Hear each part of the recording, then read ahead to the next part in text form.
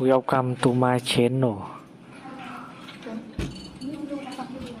Try to hear the latest story. I'm Gint, 36 years old and a single dad to Noah, who just turned 8. After my divorce 4 years ago, we've built a good life together despite the challenges. My parents have always favored my younger sister Tara, but I never expected they'd skip Noah's birthday claiming they were trying to save money. I said I understood, trying to be the bigger person. Then I saw their live stream the next day, a massive party with mountains of gifts for my sister's kids. When Noah spotted it, his soft voice broke my heart. Guess they forgot me again. That was the moment everything changed. If you're watching this right now, drop a comment letting me know where you're tuning in from.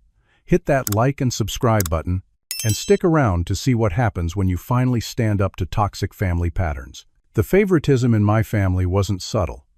Growing up in a middle-class suburb outside Boston, my parents never tried to hide that Tara was the golden child. She was 5 years younger than me, and from the moment she arrived, the family dynamic shifted. My childhood photos show a gradual transition, a fewer pictures of just me, replaced by endless snapshots of Tara's every achievement. My parents weren't wealthy, but they were comfortable. Dad worked as an accountant at a local firm while Mom taught 3rd grade at the elementary school. They weren't struggling, but there was always a careful attention to the budget, at least when it came to my activities. "We can't afford baseball camp this summer, Gint," Dad would say, looking genuinely apologetic. I'd nod, understanding. Money was tight, or so I thought. Then 2 weeks later, Tara would bounce into the living room, ecstatic about her new horseback riding lessons or dance classes. Sometimes, I'd catch my mother's guilty glance, but she'd quickly look away. I started working when I was 15, stocking shelves at the local grocery store after school. By 16, I was juggling that job with weekend shifts at a car wash. My parents praised my work ethic, calling me responsible and mature, but never seemed to question why their teenage son was working 30 hours a week on top of schoolwork. "You're building character," my father would say, clapping me on the shoulder. "This will serve you well in life." He wasn't wrong. By high school graduation, I had enough saved to cover a decent chunk of my college expenses. I earned a partial scholarship to the state university, and between that, my savings, and working multiple jobs, I managed to get through without asking my parents for much. It was during my sophomore year of college that I met Amanda. She was studying communications, brilliant and driven, with an infectious laugh that could light up a room. We met in the library during finals week when we both reached for the same reference book. What started as an awkward apology turned into coffee, which led to dinner, which somehow turned into the most intense relationship of my life. Amanda was fascinating, raised by a single mom who worked 3 jobs to support her. She understood what it meant to build something from nothing. We shared that hunger, that drive to create security that perhaps those with more stable backgrounds never fully comprehend. Our courtship was a whirlwind. Within a year, we were engaged, and 6 months after that, married in a small ceremony at a local park. My parents attended, of course, giving us a modest check as a wedding gift. Tara, then in her freshman year at an expensive private college they were fully funding, served as a bridesmaid. "I'm proud of you, son," my father said at the reception, bourbon making him unusually sentimental. "You've always made smart, practical choices." I didn't realize until years later that he meant I'd never asked for much, never expected their help the way Tara did. I'd become the low-maintenance child, the one they could comfortably put less effort into. Amanda and I moved into a small apartment, both working full-time while finishing our degrees. We were happy, genuinely so, building our life brick by brick. When Amanda told me she was pregnant just after graduation, I felt a mixture of terror and exhilaration. We weren't planned for this, not yet, but somewhere deep inside, I was thrilled. "We're going to be parents," Amanda whispered, her eyes wide with wonder and fear. "Can you believe it?" The next 9 months were a scramble to prepare. I landed a decent entry-level position at a software company. Amanda found work at a marketing firm that offered maternity benefits, and we moved to a slightly larger apartment with a 2nd bedroom. When Noah was born, red-faced and screaming with impressive lung power, something shifted inside me. Holding him, this tiny person who depended entirely on us, I made a silent promise. He would never question his worth the way I had. He would never wonder if he was less important, less loved. I would break the cycle. "He's beautiful," my mother said when they visited the hospital, holding Noah with practiced ease. "He looks just like you did." For a brief moment I thought perhaps Noah's birth would change things, that my son would be cherished the way I'd wanted to be. That illusion lasted about 6 months, until Tara announced her engagement to Bradley, her college boyfriend from a wealthy family. Suddenly, all family conversations revolved around wedding venues and guest lists. Amanda noticed it first. "Have your parents called to check on Noah lately?" she asked one evening, watching me scroll through another group text about Tara's wedding plans. They hadn't. Not in weeks. The early years of Noah's life coincided with growing tensions in our marriage.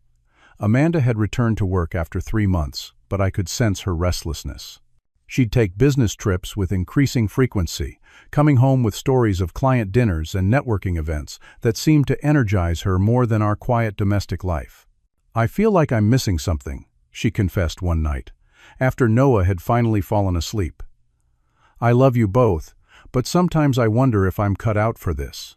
I tried to be understanding, to give her space to figure things out. But when Noah was 4, I found the texts from her colleague Jason, the late-night messages, the hotel receipts, the plans they were making.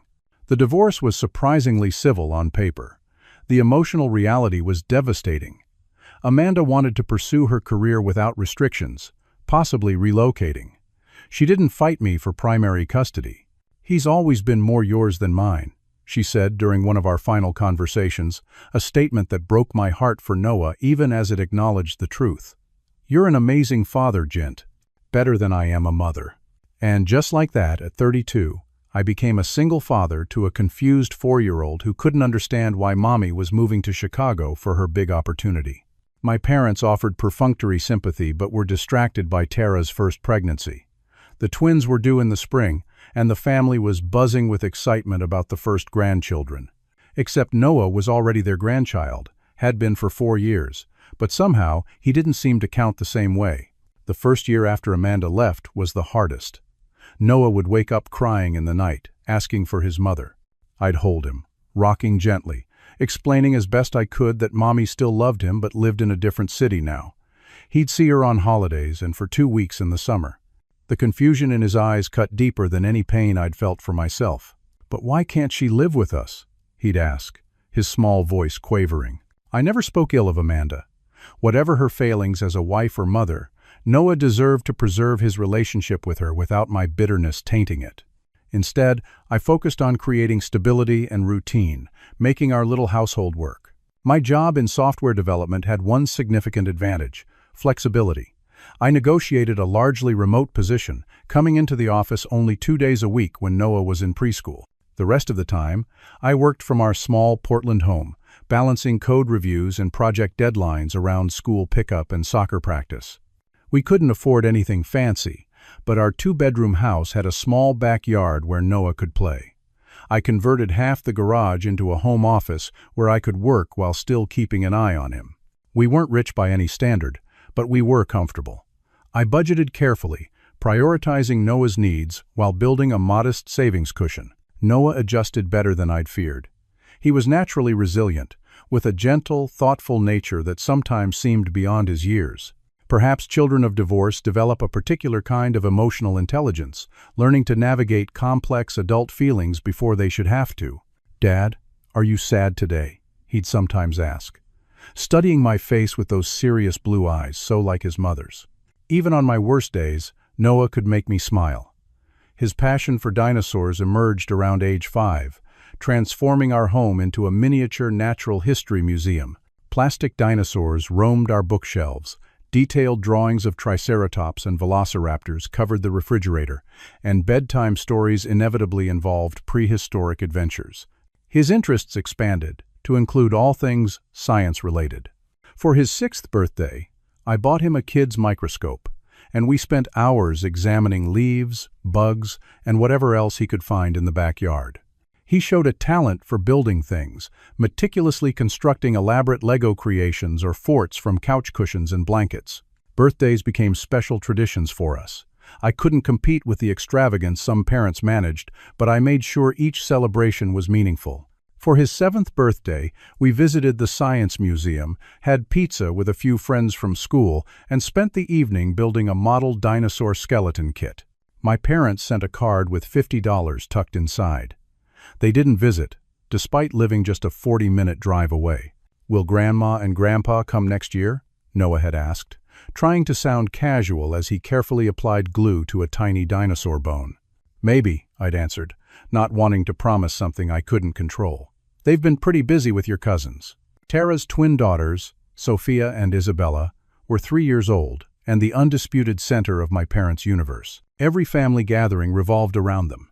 Every holiday celebration was scheduled around their nap times and preferences. Noah was always polite around his cousins, offering them toys and trying to engage them in play, but the age gap and the obvious favoritism made things awkward. "The twins need more attention," my mother once explained, when I gently pointed out that they hadn't spoken to Noah during an entire Thanksgiving dinner.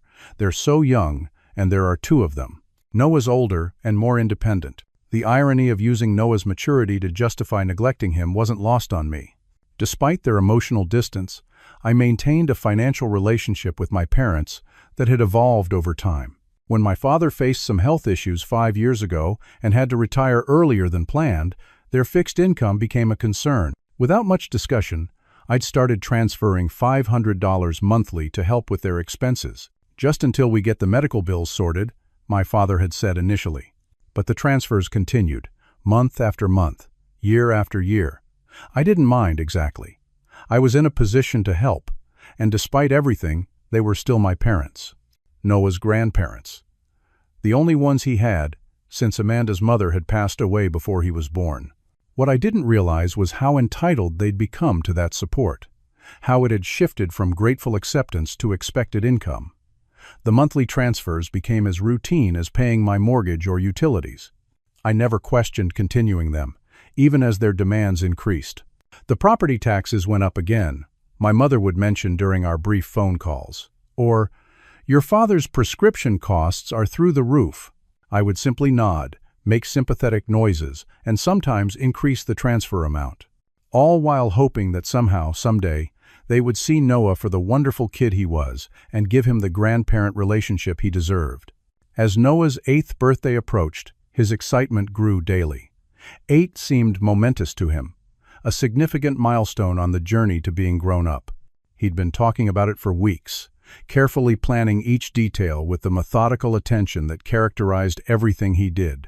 "Dad, can I make special invitations this year?" he asked one evening, looking up from his homework with hopeful eyes. We spent a weekend crafting handmade invitations for his small circle of friends. When he asked if he could make ones for his grandparents and cousins too, I hesitated but agreed. He labored over these with particular care, adding extra dinosaur stickers and writing in his neatest handwriting. "Do you think Grandma and Grandpa will come this time?" he asked as he sealed the envelope. "I hope so, buddy," I said cautiously. "We'll mail it tomorrow." I drove him to the post office and let him push the envelopes through the slot himself, watching the pride on his face. He'd been working so hard to connect with my parents, always remembering to thank them for the modest gifts they occasionally sent, drawing pictures for them, asking about them. His persistent hope in the face of their indifference amazed and saddened me. The week before Noah's birthday, I noticed he was checking the mail daily, looking for responses to his invitations. His school friends' parents had all replied promptly, but there was nothing from my parents.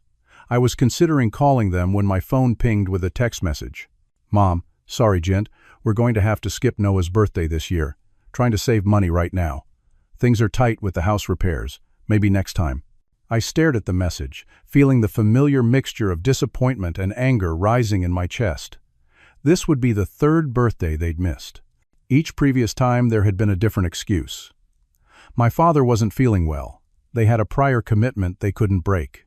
The saving money excuse was new, though, and particularly stinging given the $500 I'd transferred to their account just 3 days earlier. I took a deep breath, reminding myself that showing my frustration wouldn't help Noah. I typed a response that took several attempts to get right. "Me. I understand. Noah will be disappointed, but will explain. Hope the house repairs go well."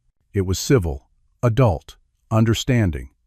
Everything I tried to model for Noah about handling disappointment with grace, but internally, I was seething. How much effort would it take to drive 40 minutes, bring a small gift, sing happy birthday, and show their grandson they cared? The money excuse rang particularly hollow given their comfortable retirement lifestyle, supplemented by my regular contributions. When Noah bounded in from school, backpack swinging, I braced myself for the conversation. "Did Grandma and Grandpa call about my birthday?" he asked, his face alight with anticipation. I sat him down at the kitchen table, giving him a cookie as a small buffer against the coming disappointment. "Buddy," Grandma texted today. "They're not going to be able to make it for your birthday this year," I said gently, watching his expression fall. "They're having to be careful with money right now because they're fixing some things in their house." Noah's face crumpled slightly before he caught himself, squaring his small shoulders in a way that broke my heart. At 8 years old, he was already practiced at hiding disappointment about his grandparents. "That's okay," he said, voice carefully steady. "Maybe they can come next time." "Maybe," I agreed, pulling him in for a hug. "And hey, we're still going to have an awesome day. The Dinosaur Museum has that new exhibit you wanted to see, and I've got some pretty cool surprises planned." His smile returned, but there was a shadow behind it that hadn't been there before. I promised myself I'd make his birthday so special he wouldn't have time to dwell on his grandparents' absence.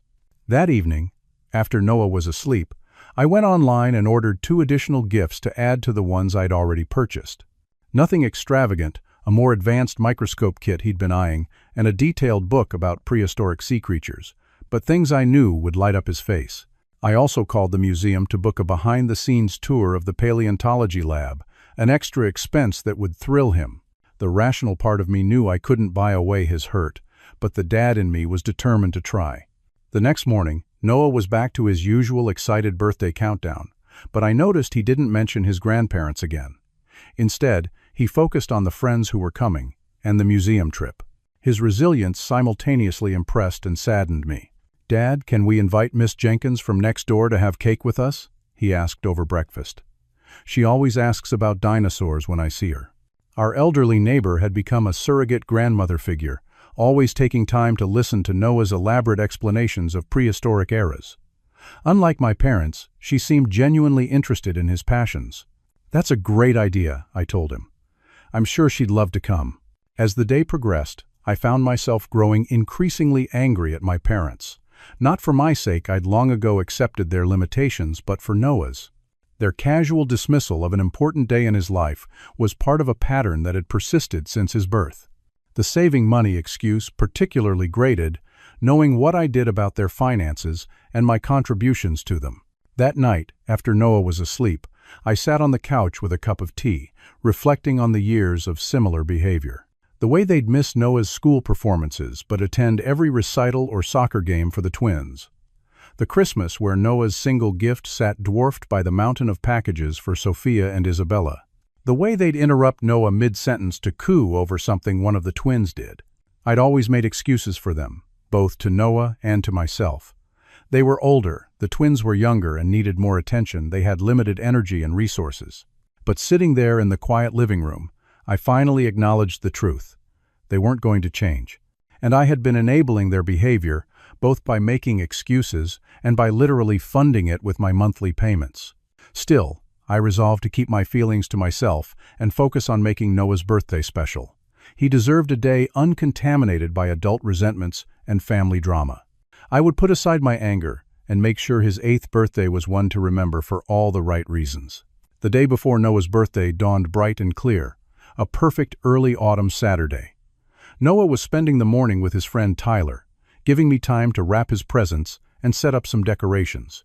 After finishing these preparations, I made myself a sandwich and sat down with my phone to check emails and scroll through social media.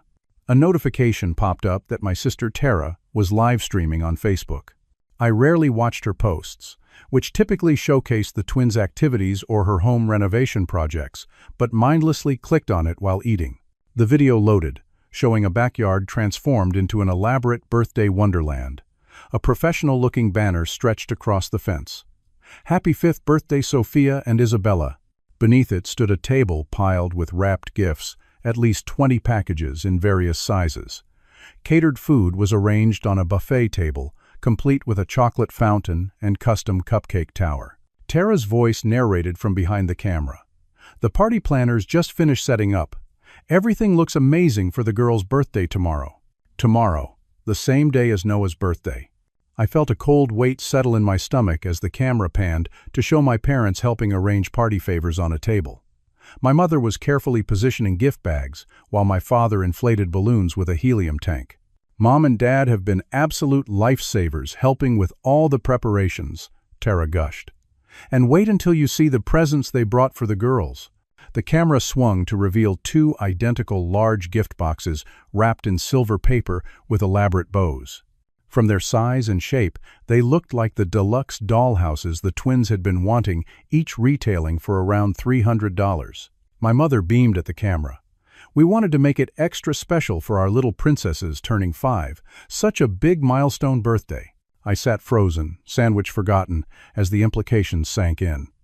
They hadn't canceled on Noah to save money. They had canceled to attend another birthday party, one they had clearly helped plan and shop for well in advance. The twins' birthday wasn't a surprise emergency. It happened on the same date every year.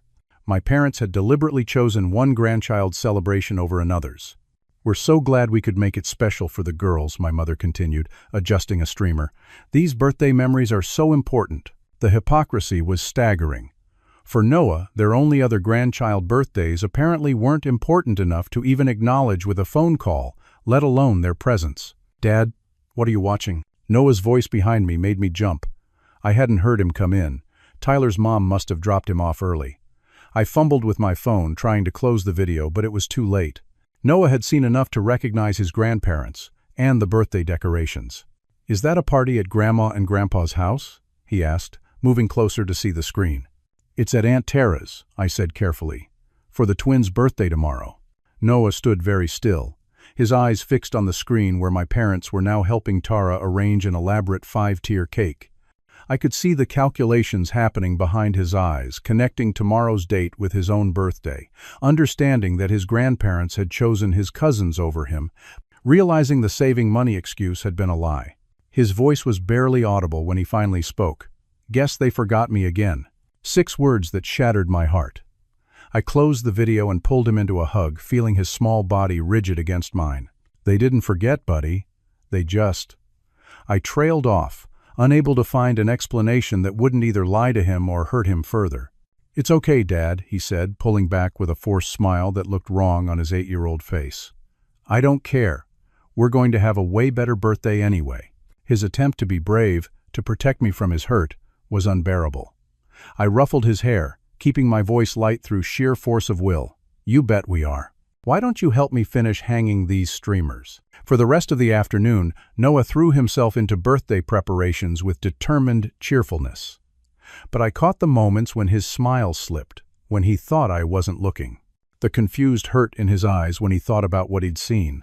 After he went to bed that night, I sat in the dark living room, replaying the live stream in my mind. I checked my texts and found one from my sister sent 3 weeks ago that I'd overlooked, mentioning the twins' birthday plans. This hadn't been a last-minute decision. My parents had known about both birthdays and made their choice. The more I thought about it, the angrier I became. Not just about this birthday, but about years of similar slights and forgetting. About the pattern that would continue to harm Noah if nothing changed. Something had to give. I couldn't control my parents' behavior, but I could control my own. The monthly transfers, the financial support I'd provided without question for years, it was indirectly funding the preferential treatment that hurt my son. In that quiet moment, with Noah's brave little guess they forgot me again echoing in my mind, I made my decision. The cycle ended now. Noah's 8th birthday morning started with his favorite tradition, pancakes shaped like dinosaurs, which I'd been practicing to perfect over the years. His face lit up when he saw the Triceratops and T-Rex arranged on his plate, complete with strawberry eyes and bacon spikes. "Best pancakes ever, Dad," he exclaimed, drowning them in maple syrup. I decorated the kitchen with dinosaur cutouts and a Happy Birthday Noah banner I'd stayed up late to finish. His modest pile of presents waited on the coffee table, wrapped in paper featuring various prehistoric creatures. "Ready for our big museum day?" I asked, trying to keep the mood light and celebratory. Noah nodded enthusiastically. "I can't wait to see the new Megalosaurus exhibit." Tyler said it's awesome. We spent the morning at the Dinosaur Museum, Noah's face alight with wonder as we took the behind-the-scenes tour. The paleontologist showed him how they cleaned and preserved fossils, even letting him handle some specimens not on public display. For those few hours, he was completely immersed in his passion, the previous day's hurt temporarily forgotten. "This is the best birthday ever," he said as we left the museum, clutching the special fossil replica the staff had given him as a birthday gift. Back home, Miss Jenkins came over for cake, along with 3 of Noah's school friends. They played dinosaur-themed games in the backyard while I prepared the food. It was simple compared to the extravaganza I'd glimpsed at my sister's, but Noah seemed genuinely happy, surrounded by people who cared about him. After his friends left, we settled in the living room for present opening. Noah carefully unwrapped each gift, taking time to appreciate everything fully. His face when he saw the advanced microscope kit was worth every penny. "Dad, this is amazing," he breathed, examining all the components. "Can we look at samples tonight?" "Absolutely," I promised. "Whatever you want, birthday boy." As the excitement wound down and Noah was examining his gifts more closely, he looked up suddenly, a shadow crossing his face. "Dad, did Grandma and Grandpa call today?" I checked my phone, already knowing the answer. No missed calls, no texts, no acknowledgement whatsoever of Noah's birthday.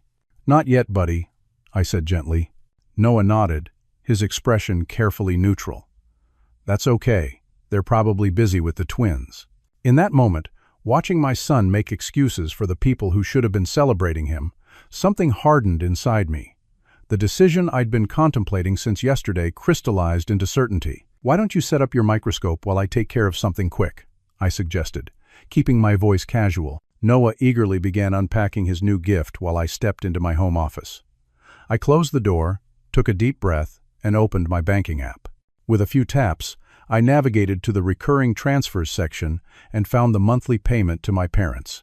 I stared at it for a moment. $500, sent automatically on the first of each month for the past 5 years. Over $30,000 in total, given freely to support people who couldn't be bothered to call their grandson on his birthday.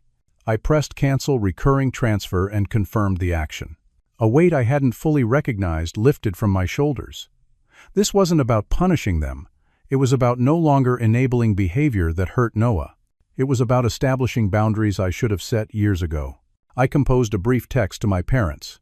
"I've canceled the monthly transfers to your account. I need to redirect those funds toward Noah's future. Hope you understand."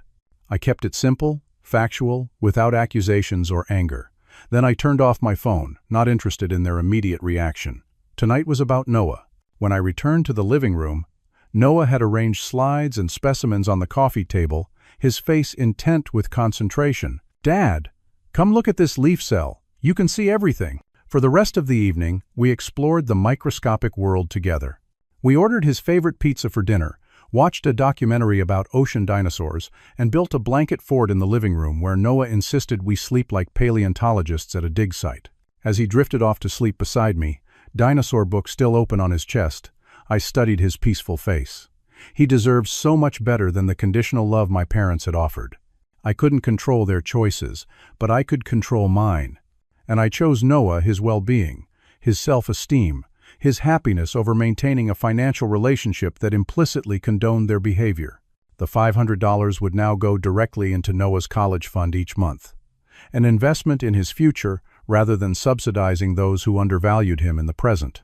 With that decision made, I felt a curious sense of peace. Whatever storm might come tomorrow, I knew I'd made the right choice. The incessant pounding on the front door jolted me awake at 9 the next morning. Noah stirred beside me in our blanket fort, blinking sleepily. "Who's that, Dad?" he mumbled. "Stay here, buddy." "I'll check," I said, extricating myself from the tangle of blankets. Peering through the peephole, I saw my father on the porch, his face flushed with anger. I turned to make sure Noah was still in the living room, then stepped outside, partially closing the door behind me. "What the hell is this about?" my father demanded, without preamble, waving his phone in my face. The screen showed my text from last night. "Good morning to you too, Dad," I replied calmly. "I think the message is pretty clear." "You can't just cut us off without warning," he sputtered, voice rising. "We depend on that money."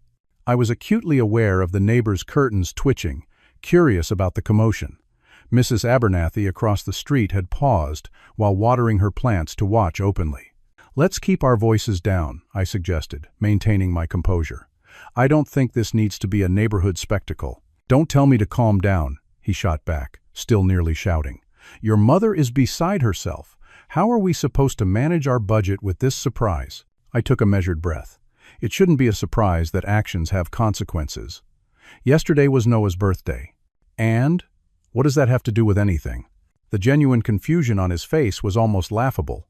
"You told us you couldn't come because you were trying to save money. Then you were at Tara's, helping with an elaborate party for the twins, with expensive presents." His expression shifted from anger to defensive justification. That was different. The twins' birthday is a major family event. "And Noah's birthday isn't family?" I asked quietly. "Of course it is, but—" He trailed off, uncomfortable. "The girls are younger. They need their grandparents more." "Noah has needed his grandparents for 8 years, I said, my calm facade cracking slightly. "He made you invitations by hand. He waited by the mailbox for days hoping for a response. And you couldn't even call him." "We've been busy with the preparations for the twins' party," he said dismissively. "Tara needed our help. And I've been busy supporting you financially for 5 years, I countered. $500 every month, without fail. Money that apparently helps fund elaborate parties and expensive gifts for some of your grandchildren." His face reddened further. "We're entitled to spend our money however we want. You can't dictate—" "You're right," I interrupted. "It's your money once I give it to you, but that's the point, I don't have to give it. And I won't continue to fund the obvious favoritism that hurts my son." "This is ridiculous," he blustered. "You're being oversensitive. Noah's fine." "No, he's not fine," I said, my voice hardening. "Yesterday he saw Tara's live stream. He saw you and Mom helping with the party. He knows you lied about why you couldn't come to his birthday." That gave him pause, but only briefly. "Kids are resilient. He'll get over it." "Get over what exactly?" I pressed. "The fact that his grandparents consistently prioritize his cousins, that you've missed most of his birthdays and school events, that you spend more time with the twins in a month than you've spent with him in years." "That's not true," he protested weakly. "It is true, and we both know it. The difference is, I'm done pretending it's okay. I'm done making excuses for you to Noah, and I'm definitely done subsidizing it." He switched tactics, his voice turning wheedling. "Jint, be reasonable. We're on a fixed income. We've come to depend on your help, your mother's medications, the house repairs, and yet you had money for dollhouses for the twins," I observed. "Look, I'm not saying you have to treat all grandchildren exactly the same, but the disparity has become so extreme it's harmful." "Noah notices. He feels it. And I won't keep financing it." My father's expression hardened. "So this is blackmail? You'll only help us if we do what you want with the twins?" "This isn't blackmail," I said evenly. "It's a boundary. I'm not telling you what to do. I'm telling you what I will and won't do. And I won't continue sending money to people who can't even acknowledge my son's birthday." The door behind me creaked open, and Noah's small voice came from the doorway. "Dad, is everything okay?" I turned to see him standing there in his dinosaur pajamas, looking uncertainly between me and my father. How much had he heard? "Everything's fine, buddy," I assured him. "Grandpa just stopped by for a minute." My father looked at Noah, seeming to notice him for the first time. "Happy birthday, Noah," he said stiffly. "Sorry we missed it." Noah's response was polite but guarded. "Thank you, Grandpa." An awkward silence fell. I placed my hand protectively on Noah's shoulder. "I think it's time for you to go, Dad," I said quietly. "We can talk more when everyone's calmer." "This isn't over," my father warned, his voice low. "Your mother and sister will have plenty to say about this." "I'm sure they will," I agreed. "But my decision stands." He turned and stormed back to his car, slamming the door before driving away too fast down our quiet street. I guided Noah back inside, wondering how to explain what he'd witnessed. Before I could formulate words, my phone began buzzing with texts and calls from my mother, from Tara, even from extended family members who'd apparently been rapidly updated on the situation. Tara's message was particularly vitriolic.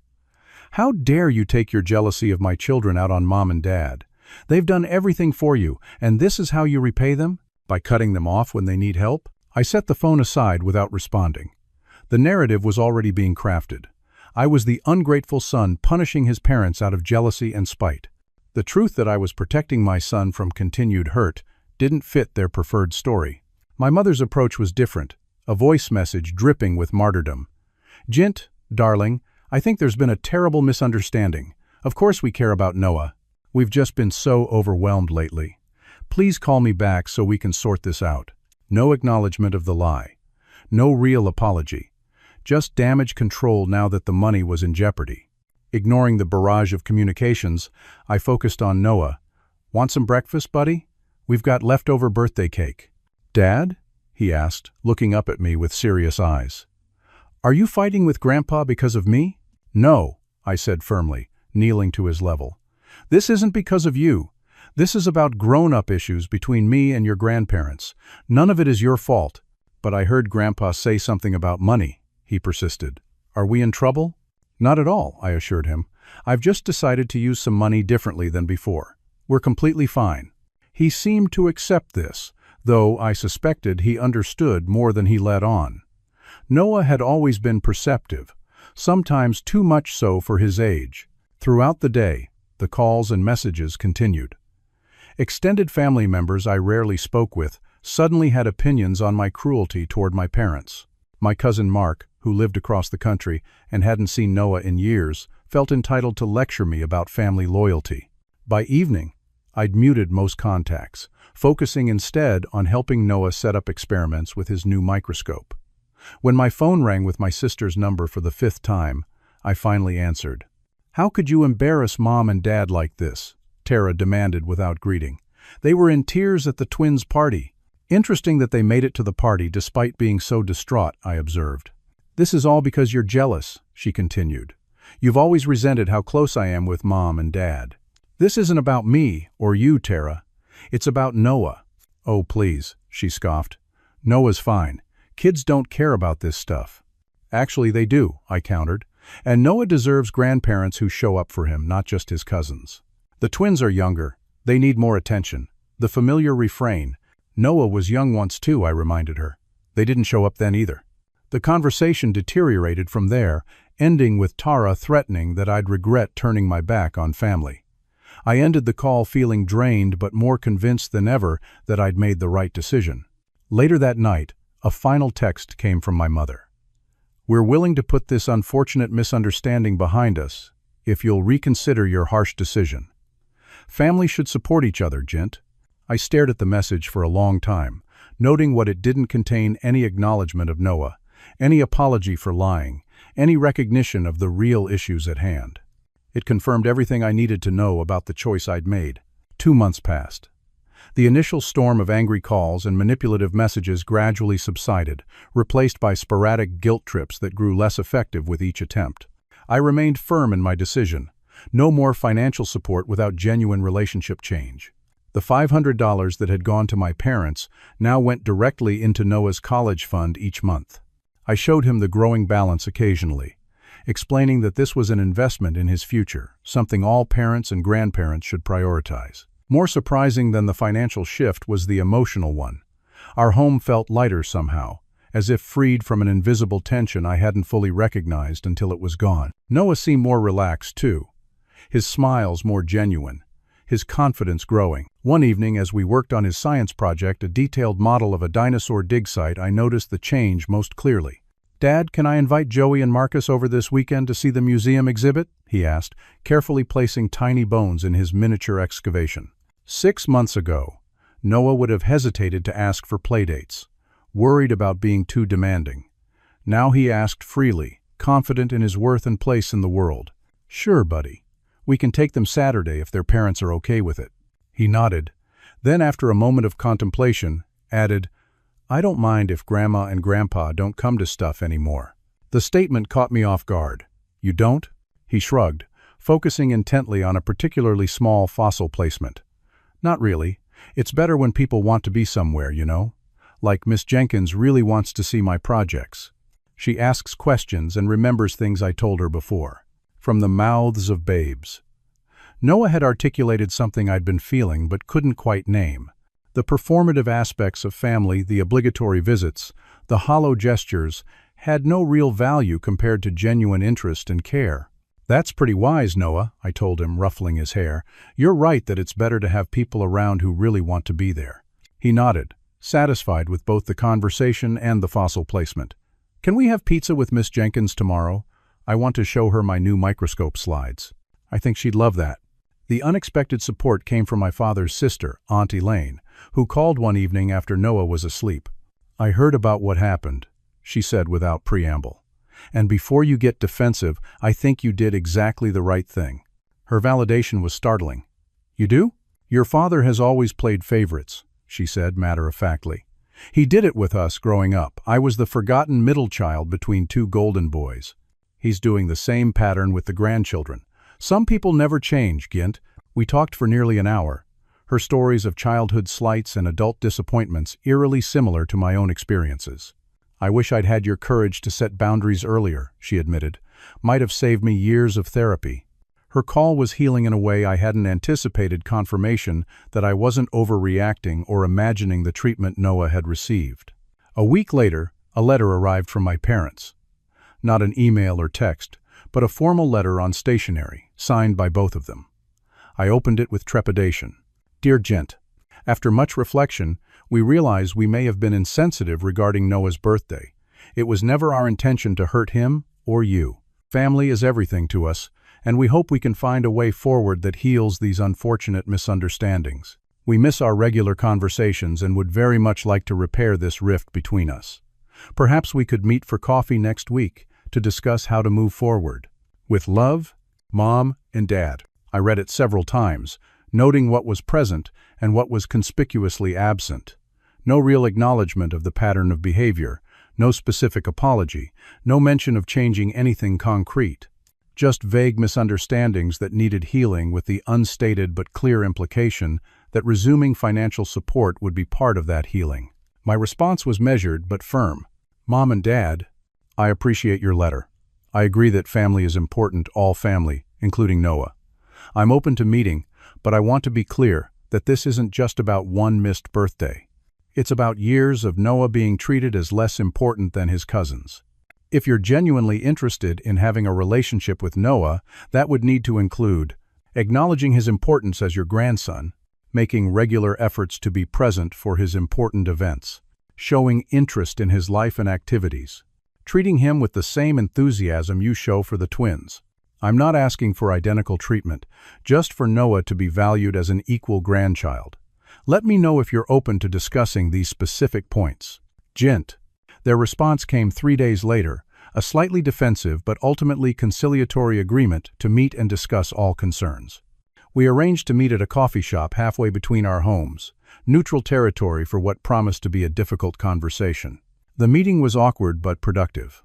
My parents initially tried to minimize the favoritism. We never meant to make Noah feel left out, but eventually acknowledged, when presented with specific examples, that there had been a noticeable disparity in their treatment. "We're set in our ways," my father admitted grudgingly, "and the twins are just, well, they're more demanding of attention. Children shouldn't have to demand attention to receive it," I pointed out. "Noah is quieter, more self-sufficient, but that doesn't mean he needs or deserves less love." We reached a tentative agreement. They would make concrete efforts with Noah, starting small, a weekly phone call, a monthly outing just with him before any discussion of financial support resumed. "This isn't about punishing you," I explained. "It's about aligning our values and actions. I value Noah's emotional well-being above everything. My financial choices need to reflect that." They weren't thrilled, but they agreed to try. Whether motivated by genuine remorse or financial incentive didn't matter much to me. Results would speak for themselves. The first attempt at rebuilding the relationship was a small gathering at our home, just my parents, Noah, and me. Noah was cautiously excited, showing off his science projects and dinosaur collection. My parents made visible efforts, asking questions and listening to his enthusiastic explanations with what seemed like genuine interest. "You've really built quite the museum here," my father commented, examining a particularly detailed model. "Dad helps me a lot," Noah said, shooting me a smile. "We're a good team." Those 5 words, "we're a good team," captured everything I'd worked to create for us. Despite the challenges, the absent mother, the distant grandparents, We had formed a unit that was strong, loving, and resilient. As my parents prepared to leave, my mother hugged Noah, a rare physical demonstration, and promised to call him Tuesday to hear about his science test. "We'll see," Noah whispered to me after they left. Neither cynical nor naive, just realistic. They might forget. "They might," I agreed. "But we'll be okay either way, right?" He nodded confidently. "We're a good team." That night, as I tucked him in, Noah asked the question I'd been expecting. "Are you going to give Grandma and Grandpa money again?" "I don't know yet, buddy," I answered honestly. "It depends on some grown-up things. But I want you to know that no matter what happens with Grandma and Grandpa, you and I are solid. Some families are connected by blood, but ours is connected by something stronger: choice. We choose each other every day." He considered this, then nodded solemnly. "I choose you too, Dad." In the months that followed, my parents made inconsistent but noticeable efforts. They remembered Noah's science fair, though they arrived late. They called most weeks, though sometimes they still talked more about the twins than asked about him. It wasn't perfect, but it was progress. The financial support remained paused. Instead, I continued building Noah's future fund, occasionally adding extra when possible. The boundaries I'd set remained firm, not as punishment, but as protection for what mattered most. One evening, as Noah and I worked on a particularly complex dinosaur model, I watched his face intent with concentration, occasionally breaking into a smile of satisfaction when a difficult piece fit perfectly. In that moment, I realized that we were building more than just a plastic Tyrannosaurus. We were building resilience, self-worth, and the understanding that love should never require begging or negotiation. "You know what, Noah?" I said, helping him align a tricky vertebra. "You're the best thing that ever happened to me." He looked up, surprised but pleased. "Better than your cool computer job?" "Way better," I assured him. "Jobs come and go, but you and me, we're forever." His smile was worth every difficult conversation, every boundary set, every dollar redirected. In protecting him, I had found my own strength and clarity. Hey everyone, that's our story. Have you ever had to set boundaries with family members to protect someone you love? Has anyone in your life chosen favorites in a way that hurt you, or someone close to you? Drop a comment below sharing your experience. Sometimes knowing we're not alone in these struggles can be healing.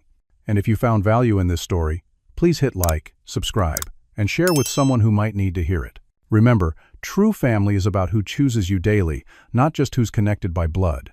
Thanks for listening, and I wish you the courage to create the healthy relationships you deserve.